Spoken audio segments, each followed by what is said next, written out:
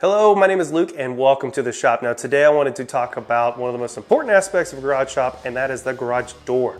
More specifically, what to do with that garage door. Now when we were planning this shop out, we knew we needed to have it temperature controlled, so we knew that the garage door was going to be a big key factor of that. If you don't know, garage doors do not help out when it comes to keeping an area temperature controlled.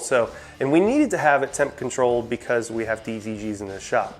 Now we also wanted to make sure that we could use the garage door still because we have equipment coming and going in this shop. We also have our large short orders coming in, so we definitely don't want to have to haul them around the house or anything like that. So we've figured out a couple different ways of managing that, and one of them is this guy that you see right here. This is actually a little cavern, a little area that we built. We'll call it a faux drop ceiling.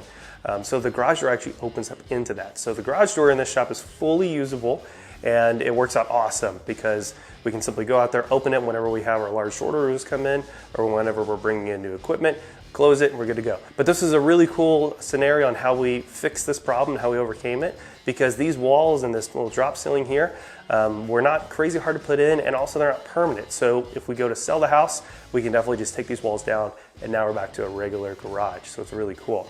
And the last thing that was important, we wanted to make sure that the ceiling that you see behind me was not so low to where it's like hitting your head when you're printing over here at the Riley 300. So we actually removed the regular track system that you see on most garage doors and used a wall-mounted garage door opener. Well, there you go. I hope that answered some questions you might have had about how to tackle that part of planning out your garage shop, and maybe even spark some ideas as well too. But feel free to post some pictures on your garage shop and some of the things you've done to overcome some obstacles that you faced when planning and putting together that shop. If you have questions about this type of stuff, or you're trying to lay out a shop as well, feel free to reach out to Ryonet. We're always happy to help out. If you like this video, of course, give it a good thumbs up and make sure to subscribe to our YouTube channel. That way you'll get notifications anytime we have new videos like this come out. Have a great one and keep on printing.